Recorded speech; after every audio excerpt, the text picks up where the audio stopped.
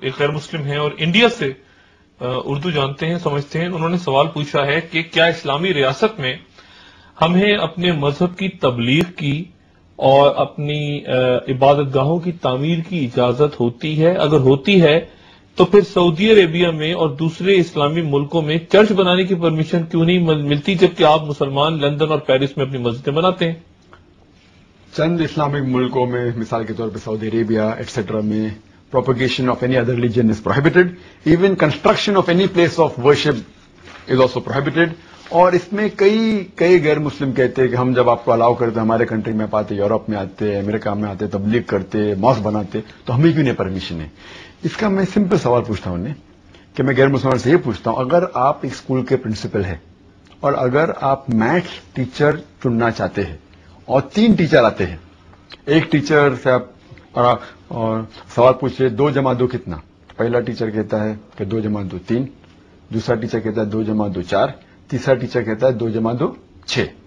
تو میں یہ ان سے پوچھتا ہوں، وہ ٹیچر جو کہتا ہے 2 + 2 3 یا 2 + 2 6، کیا آپ اس کو اسکول میں رکھیں گے؟ تو وہ کہتے ہیں نہیں۔ کیوں آپ اس کو پڑھانے دیں گے؟ بولتے نہیں پڑھانے دیں گے۔ کیوں نہیں دیں گے؟ کیونکہ اسے میتھمیٹکس کا صحیح علم نہیں ہے۔ اسی طریقے سے جہاں دین کا سوال ہے، الحمدللہ ثم الحمدللہ ہم مسلمان جانتے ہیں کہ ان الدین عند اللہ الاسلام، سورہ عمران سورہ نمبر 3 آیت نمبر 19 کی آیت ہے کہ صرف ایک ہی صحیح دین ہے، وہ ہے اسلام۔ اور اللہ تعالیٰ فرماتے ہیں سورہ عمران سورہ نمبر 3 آیت نمبر 85 میں کہ اسلام کے علاوہ کوئی بھی دیگر مذہب اللہ سبحانہ و تعالیٰ قبول نہیں کریں گے۔ تو دین کے معاملے میں ہم جانتے ہیں اسلامی صرف صحیح دین ہے، اسی لیے ہم دوسرے دین کا پروپیگیشن الاؤ نہیں کرتے۔ جہاں تک کہ دوسرا سوال ہے کہ ہم چرچ بنانے دیں گے یا ٹیمپل بنانے دیں گے، جب دین ہی غلط ہے اور چرچ میں عیسیٰ علیہ السلام کو پوجنا غلط ہے، بت پرستی غلط ہے، اسی لیے ہم غلط چیز ہمارے ملک میں الاؤ نہیں کریں گے۔ لیکن یہ صرف سعودی عربیہ اور چند ممالک ہے، سب مسلم کنٹریز کو نہیں مانتے۔ یہ تھوڑی سی بات جو ہے، یعنی وہ تو سمجھ رہے ہیں کہ ان کا مذہب ٹھیک ہے جی، اور ہم بھی سمجھ رہے ہیں کہ ہمارا مذہب ٹھیک ہے، غیر مسلم سمجھ رہے ہیں ان کا مذہب ٹھیک ہے۔ اب لوگوں کے سامنے ظاہر ہے کہ ان کو آ کے ایک سمجھ لیجیے بات جی، میتھس کے اندر وہ غیر مسلمان 2 + 2 = 3 پڑھانے دیں گے اپنے اسکول میں، کیونکہ وہ کنفرمڈ ہے کہ 2 + 2 4 ہے۔ تو دین کے معاملے میں ہم کنفرم نہیں، اگر وہ کنفرم ہوتے تو غلط چیز کیوں پڑھانے دیں گے؟ اسی طریقے سے ہم جب رول کر رہے ہیں کون سی کنٹری، ہمیں 100% پتا ہے کہ اسلام کے علاوہ دیگر مذاہب صحیح نہیں ہے۔ یہاں کوئی ہیومن رائٹس کا مسئلہ، کوئی ایسی بات ہیومن رائٹس کا سوال نہیں۔ ہاں، اگر کوئی پریکٹس کرنا چاہتا ہے مسلم کنٹری میں، اپنے گھر میں پروپیگیٹ نہیں کر سکتا ہے۔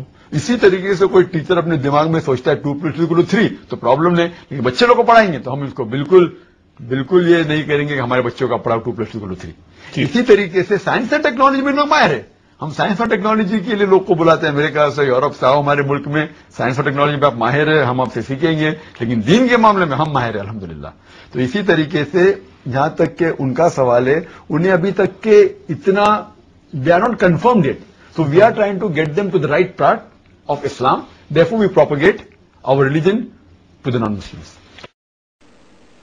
جس کی لاٹھی اس کی بھینس کا یہ ظالمانہ اصول اور اس کی تائید میں اسکول ٹیچر کی مذاق خیز مثال صرف اور صرف مولویانہ ذہن ہی کے لیے قابل قبول ہو سکتی ہے۔